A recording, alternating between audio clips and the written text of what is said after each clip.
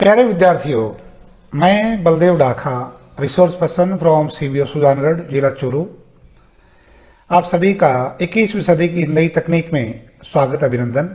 आइए आज हम कुछ प्रीपोजिशंस पर आपके साथ चर्चा करें। क्योंकि 3 मिनट का समय है और उस 3 मिनट में मैं प्रयास करूंगा आपको 3 प्रीपोजिशन बताने का, ऑन, अबो और अपॉन।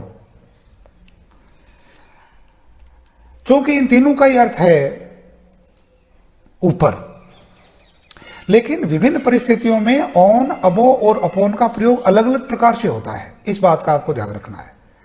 ये परिस्थितियां किस प्रकार की होती हैं और कौन सी परिस्थिति में कौन सी प्रीपोजिशन का प्रयोग होता है, इस पर हम आपको बताने का प्रयास करते हैं। तो आइए सबसे पहले हम लेते हैं ऑन। ऑन प्रीपोजिशन का मतलब भी है ऊपर, और ऑन का प्रयोग देखिए इस तरह से होता है। ऑन, कोई वस्तु अगर स्पर्श कर रही है ऊपर और स्थिर है तो इसका प्रयोग होता है। जैसे the ball is on the pot, ball है वो एक बर्तन के ऊपर रखी हुई है, तो स्पर्श कर रही है, स्थिर है। ऐसी परिस्थिति में किसका प्रयोग होगा?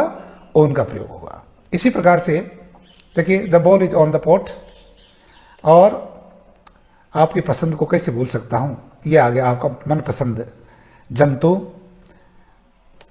Mouse.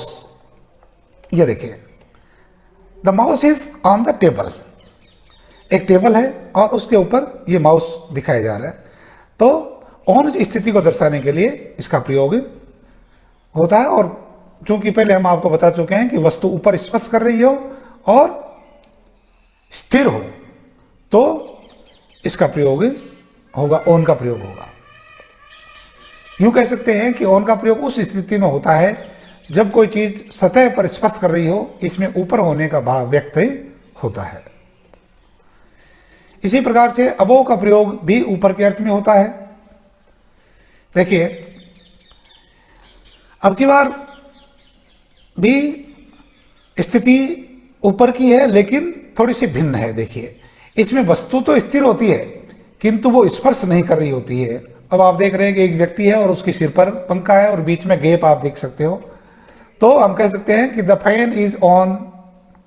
Fan is above my head now. तो अगर स्पर्श नहीं कर रही है तो उस स्थिति में अबव का प्रयोग करना है। अगला देखिए बिहाइंड। बिहाइंड और आफ्टर दोनों का अर्थ होता है पीछे। बिहाइंड का प्रयोग उस स्थिति में होता है जब स्थिरता का भाव हो, पीछे लेकिन मूवमेंट नहीं हो। देखिए बिल्ली और कुत्ता बैठे हैं, आगे बिल्ली और उसके पीछे कुत्ता। तो हम कह सकते हैं कि a dog is sitting behind a cat. एक कुत्ता एक बिल्ली के पीछे बैठा है, स्थिरता है, और एक दूसरे के पीछे ये बैठे आपको दिखाई दे रहे हैं।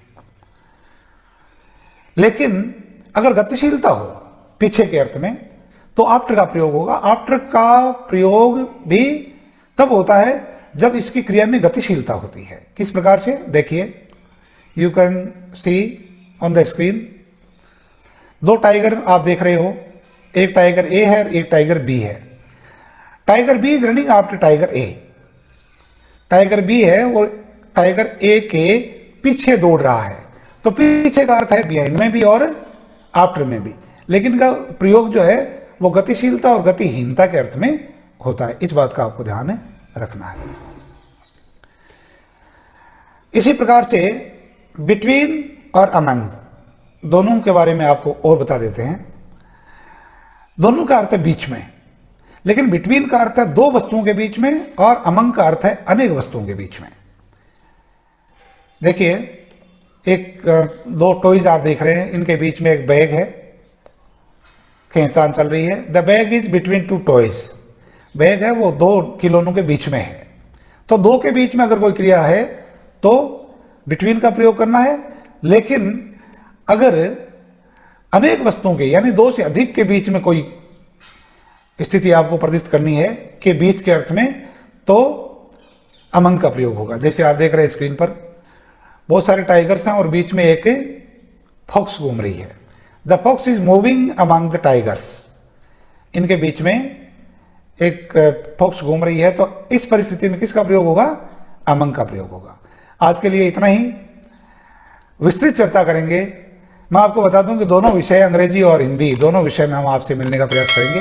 Thank you. ओके।